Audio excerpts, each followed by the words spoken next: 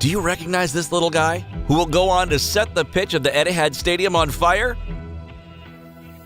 It's Phil Foden.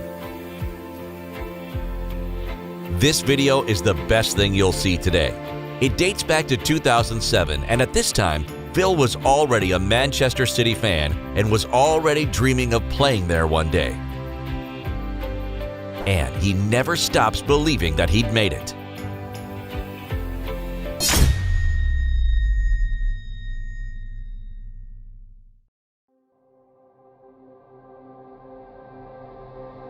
This is the story of a kid who dreamed of blue skies from a young age. This is the story of a kid who was destined to play football, overflowing with talent. Quinn is the most talented player I've ever seen in my career as a football player manager. The story of a kid who only dreamed of one thing: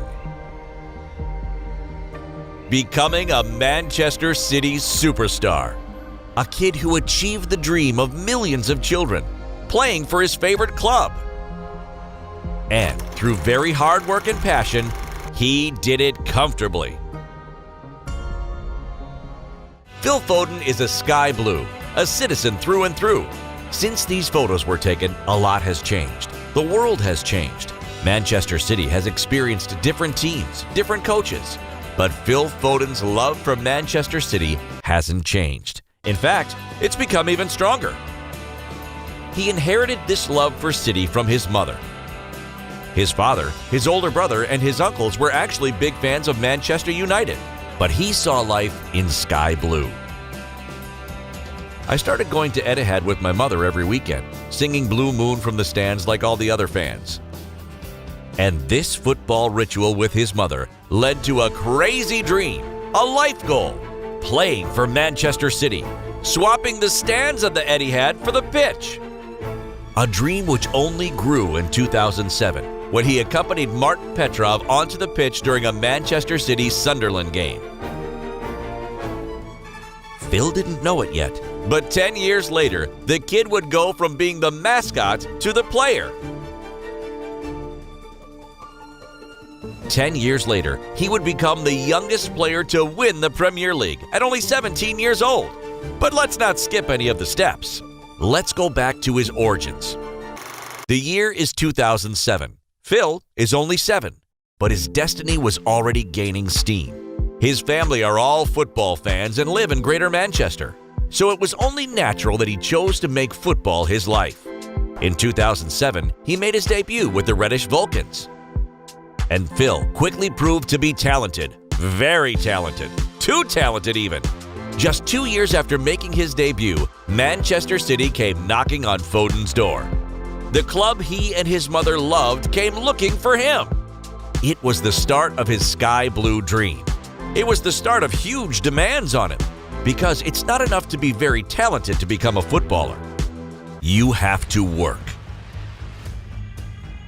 You have to know where you're going. You have to keep at it. You have to be patient. But Phil knew how to live up to these demands. Patience? He'd inherited that from his father, who took him fishing, a hobby he still enjoys to this day in his free time. Know where he's going? He's known that since he went through the turnstiles of the Etihad Stadium for the first time with his mother, and even more so when he accompanied Martin Petrov onto the pitch.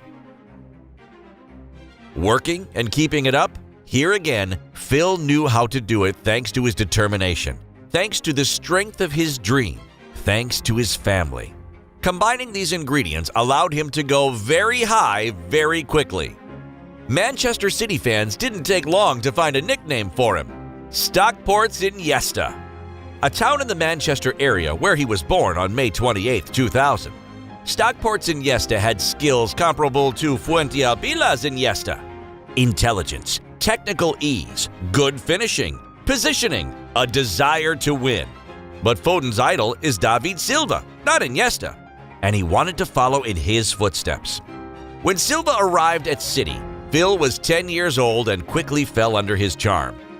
I grew up watching and admiring this City team, so now to be playing with guys like Vinny and David is crazy, and I smile about it every day.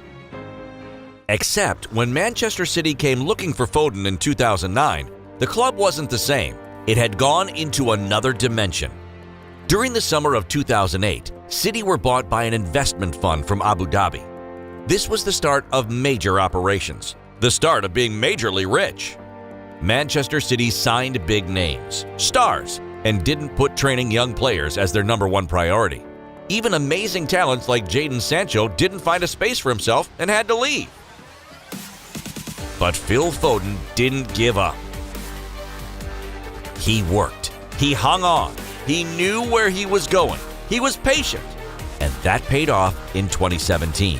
That year, Foden won the U17 World Cup with England. He made his debut with City in the Premier League and in the Champions League, and he won individual prizes. Even if he'd got through the hardest, Foden still had a long way to go. He has everything to become one of the best players, not just in England. So only has a problem. Sometimes his manager don't put it in the start 11. So hopefully in the future can improve and give him. He deserves all the minutes. But you know as well in which team he's playing, in his competitors' fellows. It's not easy, but he's open-minded. He works incredible hard every training session, and he knows how I appreciate him. His hard work and patience are paying off. His idol, David Silva, left, and Phil is now only dreaming one thing now: to earn a place in City fans' hearts like the Spaniard did for him. Foden is still young. He has time for that. Right now, he'll make mistakes. In September 2020, he was kicked off the England team with Mason Greenwood after inviting some Icelandic women into their hotel room after a Three Lions game. A mistake he recognized. I'm a young player with a lot to learn, but I am aware of the huge responsibility I have in representing Manchester City and England at this level. On this occasion, I made a poor decision and my behavior didn't meet the standards expected of me. I breached COVID-19 protocols put in place to protect myself and my England colleagues. Time will tell if this was a mistake of youth, in all likelihood.